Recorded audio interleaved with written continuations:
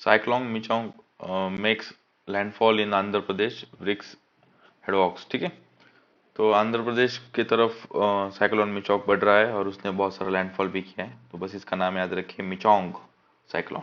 Okay. Glacier sink 1 metre a year in a decade, world meteorological organisation का report आया है, उसके अंदर उन्होंने ये बोला है एक 10 साल के अंदर पिछले 2011 टू 2020 के बीच में हर साल 1 मीटर से जो ग्लेशियर से वो छोटी छोटी हो गई, श्रिंक हो चुकी है। ये बहुत इंपॉर्टेंट रिपोर्ट है, इसमें बहुत सारा डाटा दिया गया है।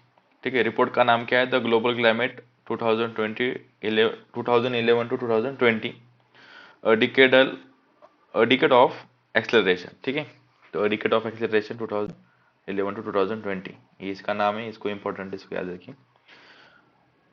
द 2011 टू 2020 डिकेड दो warmest ever recorded in the history, ये सबसे गर्म था। Saw the lowest number of the deaths from the extreme events, तभी भी इसके अंदर सबसे कम नंबर ऑफ डेथ्स हुए। ये कॉन्ट्राडिक्टरी बात है, इसको याद रखिए, सबसे वार्मेस्ट था लेकिन इसके अंदर सबसे कम डेथ्स हुई, ये मेट्रोलॉजी वर्ल्ड मेट्रोलॉजिकल ऑर्गेनाइजेशन की रिपोर्ट ने कहा है। The agency attributed this to the improvement of early warning system driven by the improvements in the forecasting and better disaster management. तो ये किसकी वजह से हुआ, better disaster management and early warning system की वजह से हुआ। In India for instance the improvement in the forecasting cyclone formation and the time it took to reach the land had led to gather the preparedness and evacuation of the most at risk। तो वो जमीन की तरफ बढ़ने से पहले cyclone को अपन forecast किए जाते थे, इसकी वजह से पहले ही लोगों को इवोकेट किया जाता था। इन 2011 to 2020 decade, the first since 1950 when there was not a single short term event with the 10,000 deaths or more। तो ये पहली बार हुआ है 1950 से इस साल शॉर्ट टर्म इवेंट के अंदर 10,000 लोगों की मौत नहीं हुई है। ठीक है,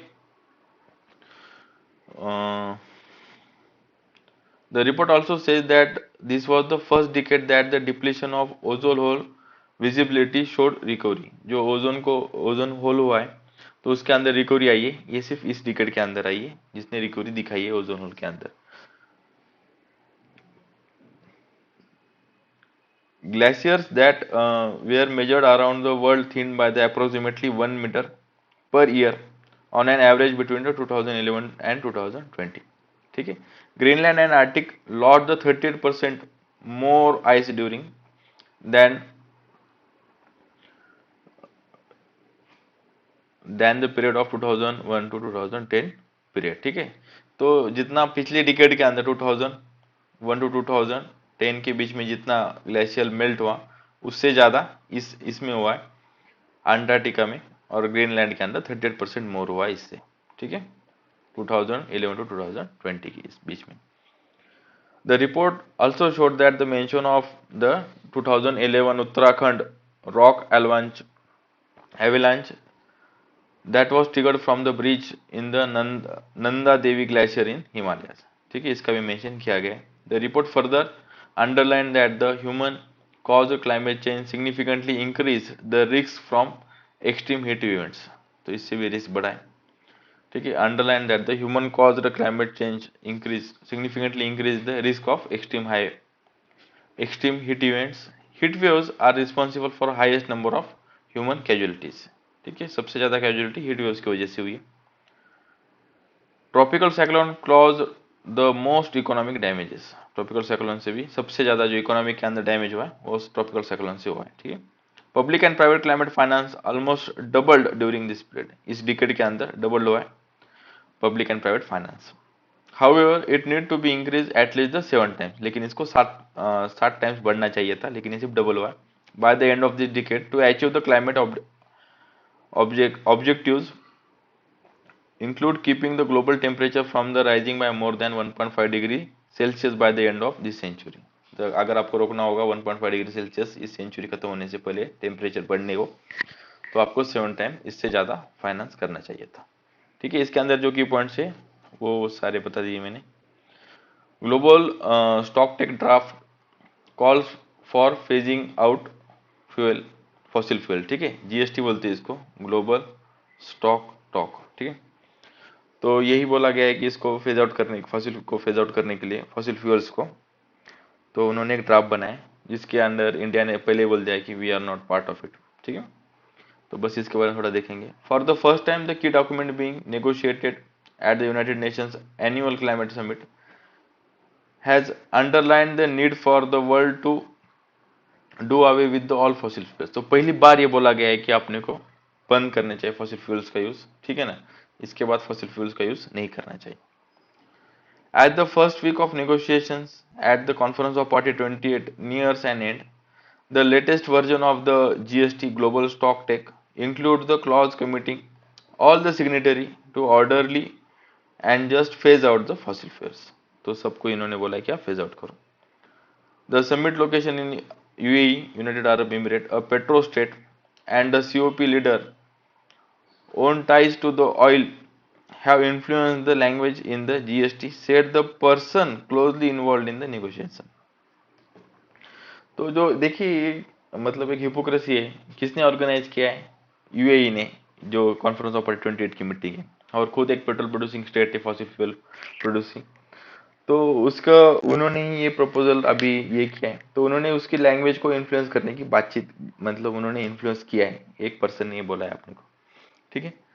The previous years climate talks have generally circled around the need for the world to win itself away from the coal.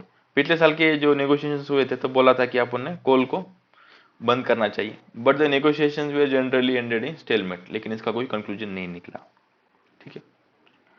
However, with the science become more emphatic that any hope of keeping the global temperature rise below 1.5 degrees Celsius require a significant cut in emission, and fossil fuel responsible 80% of them. Its mention in the early draft is significant, ठीक है। तो ये भी बोला गया, अगर आपने को 1.5 डिग्री सेल्सियस को कट करना होगा तो आपने को रिस्पॉन्सिबल फॉसिल फ्यूल्स इमिशन 80% कम करना पड़ेगा, ठीक है।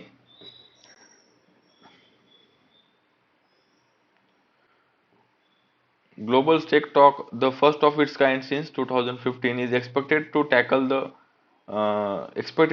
the stock of the implementation of the Paris Agreement. तो इसको बनाया क्यों गया था? जो पेरिस एग्रीमेंट के अंदर जो क्लाइमेट चेंज के रिगार्डिंग क्या क्या नेगोशिएशंस हो रहे हैं उसके ऊपर चेक रखने के लिए जीएसटी को बनाया गया था। The access the progress made towards its goals of preventing the temperature increase from ongoing beyond 2 degrees Celsius, preferably 1.5 degrees Celsius, guiding country in updating their stated commitments to reduce the greenhouse gas emission, ठीक है। GST is only one of the many negotiation tracks. These are separate draft expected for instance on the finance and adoption. तो एक GST इनमें से एक है, अलग अलग नेगोशिएशन ट्रैक चल रहे हैं फाइनेंस और एडॉप्शन के ऊपर भी। GST also include a clause calling for a tripling renewable energy capacity globally by 2030 compared to 2022 level to 11,000 gigawatts, ठीक है। तो इसमें ट्रिपलिंग रिन्यूएबल एनर्जी कैपेसिटी के लिए रिगार्डिंग में बात की थी, इसका भी इंडिया सिग्नेटरी नहीं है, इसको याद रखिए, बाय 2030 तक, ठीक है। Doubling the global average annual rate of energy efficiency improvement compare to 2022 global 2022 level to 4.1% by 2030। तो इसके अंदर और एक बात की गई थी कि जो annual rate of energy efficiency उसको डबल करना है कंपेयर टू द 2022 लेवल, तो उसको कितना करना है? 4.1% करना है बाय 2030। एनर्जी इफिशियंसी लेवल का मतलब ये होता है जितना आप इनपुट दे रहे हो उसमें कितना आउटपुट निकल रहा है, उसको बोलेंगे। This was formally articulated during the G20 leaders summit in Delhi, though at that time there was not mention of improving the energy efficiency. तो इसके पहले इसकी बात हुई थी G20 के समिट में, जब न्यू दिल्ली में हुआ था 9 and 10 सितंबर को इस साल। In Dubai, India was not among the 118 signatories to energy efficient pledge, which laid down this directive, reportedly on the ground that it came with the caveat to give up the use of coal. तो India ने बोला हमारी development तो कोल पे होती है, पूरा हम कोल डेवलप छोड़ देंगे तो कितना बर्डन आएगा, हम कहाँ से इतनी टेक्नोलॉजी बनाएंगे, कहाँ से इतनी एनर्जी हम लोगों को प्रोवाइड कर पाएंगे विदाउट कोल।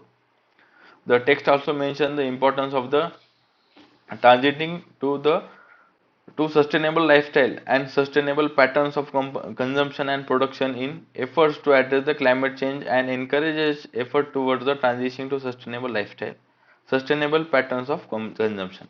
तो यहाँ पे sustainable lifestyle, sustainable pattern of consumption, production, ठीक है, इसके ऊपर बात की, जो कि पीएम मोदी ने मिशन लाइफ मूवमेंट जो पहले ही बनाई थी उसके लाइन के ऊपर अंडर ग्रिड्स के ऊपर ये बनाई गई है। तो इंडिया के अंदर अपन पहले ही नरेंद्र मोदी जी ने बोला था कि मिशन लाइफ, जिसके अंदर लाइफस्टाइल फॉर एनवायरमेंट अपन बनाई थी, तो उसी की यहाँ पे बातचीत की गई है। There are 193 separate points spread out over the 24 pages of the GST draft. Several lay out the options that the country can agree to adopt, reject, avoid mention in the final agreement.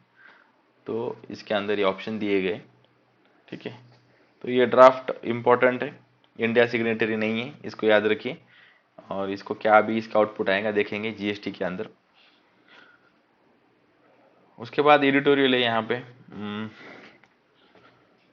तो जो दलित है उनका development क्यों नहीं हो रहा है, इसके ऊपर ये आर्टिकल है। उनको सोशल जस्टिस क्यों नहीं मिल पा रहा है, जो न्यू लिबरल इकोनॉमिक स्ट्रक्चर है इंडिया का अभी का, तो उसके अंदर जो अंबेडकर ने थॉट्स प्रोसेस दिया था, जो उनको रिजर्वेशन दिया था अंबेडकर ने जब कॉन्स्टिट्यूशन बनाया था तभी अंबेडकर जी ने, तो वो इस टाइम पे उनको बेनिफिशियल क्यों नहीं हो रहा, ये इस आर्टिकल में उन्होंने थोड़ा एक्सप्लेन करने की बात की है। मॉडर्न डेमोक्रेसी जो होती है उसी का समानार्थी अर्थ ये होता है कि सोशल हार्मनी होनी चाहिए, रिफॉर्म्स होने चाहिए, सेल्फ रिस्पेक्ट होनी चाहिए, हर आदमी को डिग्निटी होनी चाहिए, ठीक है। भले ही उसके अंदर हिस्टोरिकली उसके डिप्रीवेशन हुआ हो, उसको ऑपरेशन हुआ हो, ठीक है। तो उस जो कैटेगरी को भी एक इक्वल राइट, इक्वल पर्सन के हिसाब से अपॉर्चुनिटी मिलनी चाहिए, इसके लिए मॉडर्न कॉन्स्टिट्यूशन बनाया गया था, ठीक है। तो इसके लिए डॉक्टर बाबा साहब अम्बेडकर ने उनको रिजर्वेशन दिया था, जो पॉलिसीज बनाई थी, जो कॉन्स्टिट्यूशन का फ्रेमिंग थी सोशल स्ट्रक्चर्स के अंदर भी, जिसके अंदर उन्होंने अनटचेबिलिटी को डिस्कार्ड किया था, ये सारी चीजें उन्होंने बनाई थी। तभी भी अपन देखते हैं अभी जो इकोनॉमिक एंड पॉलिटिकल डेवलपमेंट है इंडिया के अंदर, उसके अंदर सबसे ज्यादा जो भागीदारी है, जो सबसे बड़े उसके शेयर होल्डर्स है, वो तो जो प्रीवियसली डोमिनेटेड क्लास था, ठीक है, जिनके पास पहले रिसोर्सेज थे, वही अभी भी वो भी डोमिनेट कर रहे हैं, ठीक है। उन्हीं के पास पूरा सोसाइटी का डेवलपमेंट उन्हीं के पास जा रहा है, ये यहाँ पे बोला गया है। जो करंट स्टेटस है दलित का, आदिवासी का, वो सिर्फ एक टोकनाइजेशन प्रेजेंस है, मतलब एक टोकनिक प्रेजेंस है, ठीक है। मतलब उनका बस एक रिप्रेजेंटेटिव होते हैं, बट वो कुछ इतने काम नहीं आते। जैसे कि अगर आप देखोगे अभी national leaders, business tycoon, central influencers, powerful authorities जो है, ये वही लोग हैं जो पहले ही जिनके पास रिसोर्सेज थे, सो कॉल्ड अपर क्लासेस थे, जिनके पास सोसाइटी में उनका स्टेटस था, उन्हीं का वो अभी दबदबा बनाए रखा है। तो ये जो सोशल जस्टिस का वे उन्होंने दिया था बाय द कॉन्स्टिट्यूशन, वो यहाँ पे रिफ्लेक्ट नहीं हो रहा है after the independence of India. 75 years हो गए, लेकिन जो अपलिफ्टमेंट होनी चाहिए थी वो नहीं हुई है। तो इसके अंदर ये बोला गया है कि थोड़ा सोशल रिफॉर्म्स लाने चाहिए, ठीक है, मोर डेमोक्रेटिक, मोर रिप्रेजेंटेटिव और इतनी करेक्टिवनेस मेजर लाने चाहिए। तो फिर यहाँ पे उन्होंने इसकी रीजन दिया है क्यों है ऐसी सोसाइटी। तो ये बोला गया है कि जो न्यू लिबरल मार्केट है, न्यू लिबरल मार्केट का क्या मतलब होता है, मतलब स्टेट इंटरफेरेंस कम करेगा, जो मार्केट है वो खुद से खुद को रेगुलेट करेगा, ठीक है ना। तो इसका क्या मतलब हो गया, स्टेट का इंटरफेरेंस कम हो गया तो स्टेट की पॉलिसीज नहीं बनाई जाएगी मार्केट को कंट्रोल करने के लिए, इसलिए जो कैपिटलिस्ट ग्रुप है वही स्टेट को, मतलब जो मार्केट है उसको कंट्रोल करेगा। तो इसका मतलब जिनके पास जो चीजें हैं, the group in the society which have the assets, which have the resources, will be prevail in the society, will be dominant in the society। तो यही बोला गया है कि जो new liberal form of economy India ने अपनाई है, ठीक है, तो उसके अंदर new corporate body, new businessman, वही जो है जो जिनके पास पहले रिसोर्सेस थे। तो इसके लिए क्या करना चाहिए, ठीक है, इसको अभी खत्म करने के लिए क्या करना चाहिए, तो जो आदिवासी है, जो दलित है, उनको एलिवेट करना चाहिए, उनके अंदर आपको उनको कैपेसिटी देनी चाहिए, उनको पावर मेकिंग पॉलिसीज के अंदर लाना चाहिए, ठीक है, ये यहाँ पे बोला गया है। तो इसके लिए सबसे बड़ा सिर्फ गवर्नमेंट की तरफ से नहीं होना चाहिए, प्राइवेट सेक्टर ने भी उनको एक्सपेंशन देना चाहिए। सिर्फ जो बोला जाता है कि social social responsibility, social CSR, ठीक है, कैपिटल सोशल रिस्पॉन्सिबिलिटी। तो इसके अंदर जो किया जाता है, तो इनके जो कंपनीज का टर्नओवर 1 करोड़ से ऊपर होता है तो उनको कुछ डोनेशन करना पड़ता है, सोसाइटी के लिए काम करना पड़ता है, ठीक है ना, कॉर्पोरेट सोशल रिस्पॉन्सिबिलिटी के अंतर्गत, ठीक है। तो ये जो है, तो इसके अंदर जो भावना रहती है वो उनकी मदद करने की रहती है, लेकिन उनकी अपलिफ्टमेंट की नहीं रहती है। तो उनके अपलिफ्टमेंट के लिए भी कॉर्पोरेट ने और प्राइवेट सेक्टर ने दोनों इन्वॉल्व होना चाहिए, वैसे पॉलिसीज फॉर्मेशन करना चाहिए जिनके उनका एक्सप्लॉइटेशन कम हो, ठीक है, ये बोला गया है यहाँ पे। आदिवासी जो होते हैं वो अपने हैबिटेट से, इकोलॉजिकल ऑर्डर से और कल्चरल ऑटोनॉमी के लेके कंसर्न होते हैं, लेकिन जो करंट इकोनॉमिक डेवलपमेंट होनी चाहिए उनके अंदर टेक्नोलॉजिकल इनोवेशन आना चाहिए, मार्केट इकोनॉमी के अंदर इन्फ्लुएंशियल और इन्फ्लुएंशियल उनको बनना चाहिए, उसके लिए गवर्नमेंट ने पॉलिसी बनानी चाहिए, ये यहाँ पे फोकस किया गया है। इक्विटेबल पार्टिसिपेशन होना चाहिए दलित्स का, and diverse pairs of economic development उनको भी मिलनी चाहिए। ये कब होगा? जब वो as a leader, as a business entrepreneur and influencers in the economic sphere जब वो उभर के आएंगे तभी होगा। सिर्फ उनको आप बेनिफिशियरी बनाओगे किसी स्कीम का तो वो बेनिफिट नहीं देगा, जब तक वो इमर्ज होके ऊपर नहीं आएंगे तब तक उनका ऑपरेशन नहीं रुकेगा, ये यहाँ पे बोला गया है, ठीक है।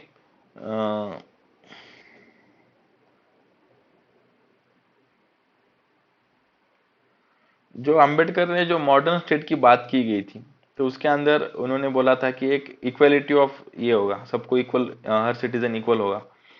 लेकिन जब से न्यू लिबरल रिलम आया है, मतलब न्यू लिबरल पॉलिसी आपने अपनाई है, उसके अंदर उनको ऑपरेशन बढ़ा है, क्योंकि जो बिग और बिजनेसेस है उनके अंदर जो लोग हैं उनके पास जो रिसोर्सेस है उनका ही दबदबा बनाया है, ठीक है। तो घूम फिर के राइटर यही बोलते हैं कि Ambedkar's vision of social justice would help to redefine the capitalism as a pluralistic cooperative mode of economic order that guarantees the substantive participation of the elites and Adivasi in the market economy. तो उनका सब्सटेंशिव participation होना चाहिए market economy के अंदर दलित and आदिवासी का, and in the associate institution of power and privileges. तो power sharing भी उनके साथ होनी चाहिए और उनको प्रिविलेज भी मिलने चाहिए, ठीक है, ये यहाँ पे बोला गया।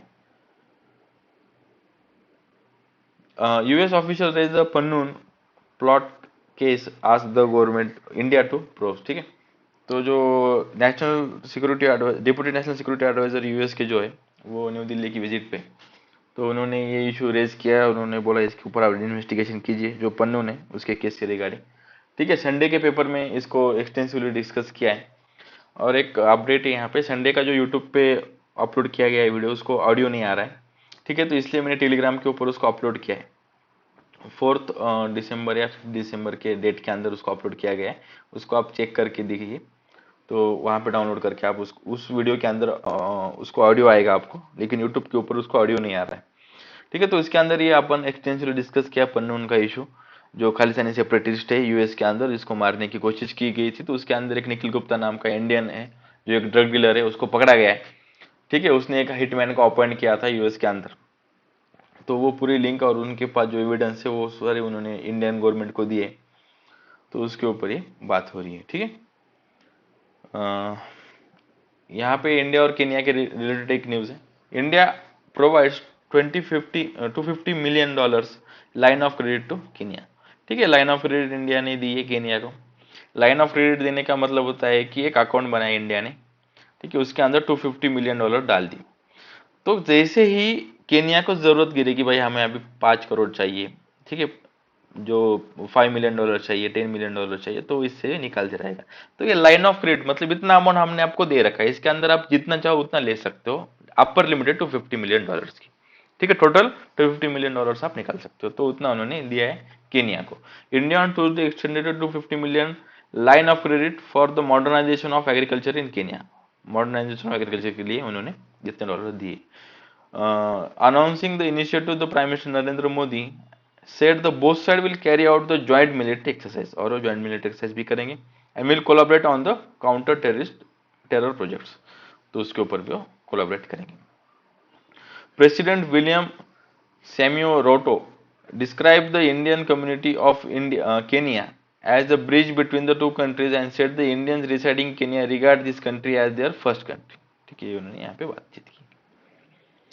यहाँ पे केस है, एक 38 ईयर वुमन है, she is heavily diabetic and she is a single woman, she is not married and she want to get child through surrogacy. ठीक है, तो ये केस पूरा सुप्रीम कोर्ट के पास गया. सुप्रीम कोर्ट ने बोला यार, is unmarried woman having a children by surrogacy is acceptable norm? ये सुप्रीम कोर्ट ने क्वेश्चन पूछा. A single woman bearing a child is exception and not a rule in Indian society, because our society say to have a child within marriage. A single woman being child is outside marriage. This is not acceptable norm of the society. Supreme Court Justice B.V. नागराथन orally observed. तो उन्होंने ये बातचीत की, Indian society के अंदर a single unmarried woman can not have a child. ठीक है, यानी यहाँ पे उन्होंने बात की. And she is a 38-year-old single woman and she is heavily diabetic, so she can't have a pregnancy, because if she have a pregnancy then there would be a pose a grave risk to her. ठीक है, the Surrogacy Regulation Act 2021 allows widows, divorced women between the age of 35 to 45 or an infertile couple to get the benefit of surrogacy. ठीक है, और जो उनके कपिल कृपलानी, उन्होंने ये बोला है कि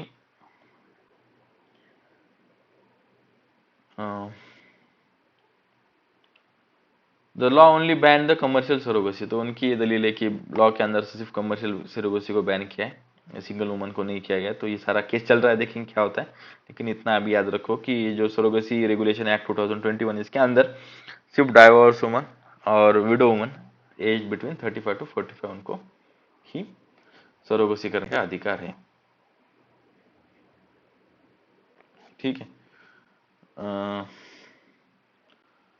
the share of woman in the police forces of India.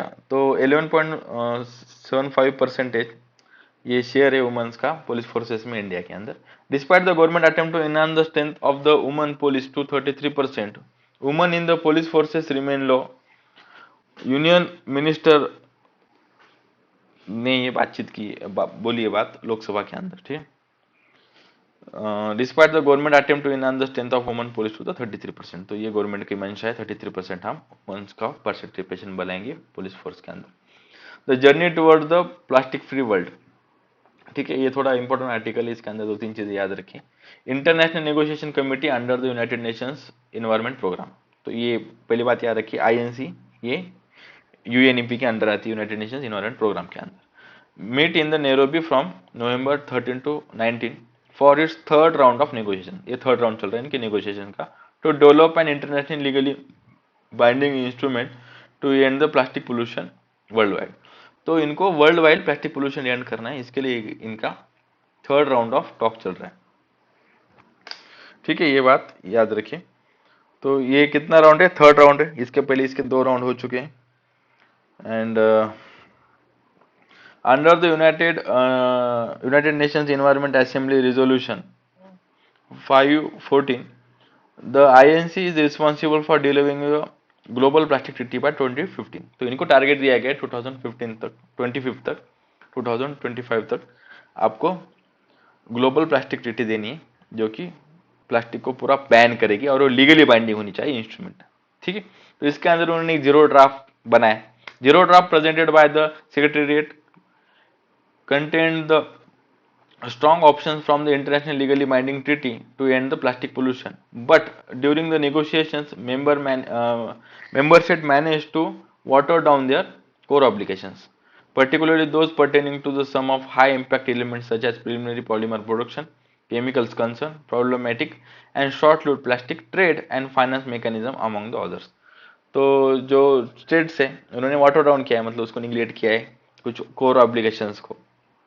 ठीक है, तो most country agreed that the treaty's objective should be to end the plastic pollution and protect human health and environment. But a group of like minded countries including the Saudi Arabia, China, Russia, Iran, ठीक है, some members of the Gulf cooperation argued to include the clause of while contributing to achievement of sustainable development goal to ensure their economic interest and investment. तो उन्होंने बोला है भाई आप सब जो बनाना है वो बनाओ, हमारे इंटरेस्ट, हमारे जो इकोनॉमिक इंटरेस्ट है और इन्वेस्टमेंट है उनको हैम्पर मत करो, उनको खराब मत करो, उनको ध्यान में रखिए, इस ट्रीटी को बनाओ। ये ग्रुप ऑफ नेशंस ने यहाँ पे बोला। ठीक है। The zero draft contain the option such as imposing a plastic pollution free paid by polymer producers. ठीक है, तो एक फीस बनाई इन्होंने। तो यहाँ पे एक ऑप्शन दिया गया है कि जो प्लास्टिक पोल्यूशन फी लगाई जाए, जो कि किसने देनी चाहिए, प्लास्टिक पॉलीमर प्रोड्यूसर्स ने देनी चाहिए। And another on the reducing the finance flow into the projects while high carbon footprint. तो ये दो चीजें इन्होंने यहाँ पे बोली। While the plastic treaty is expected to plug holes left open by the Basel's Convention, any restrictions on the trade is considered to be impinging on the freedom and sovereignty of nations and block content। तो Basil convention के अंदर बनाया गया कि कोई भी treaty होगी जो कि हैम्पर करेगी, जो कि डैमेज करेगी freedom and navy sovereignty of the Nations, तो वो नहीं हो सकती। तो इस ट्रीटी के अंदर यही सबसे बड़ी एक काटा आ रहा है, यही सबसे बड़ा उस ट्रीटी को सक्सेसफुल बनाने के लिए दिक्कत आ रही है कि बेसल कन्वेंशन के अंदर ये नहीं हो सकता।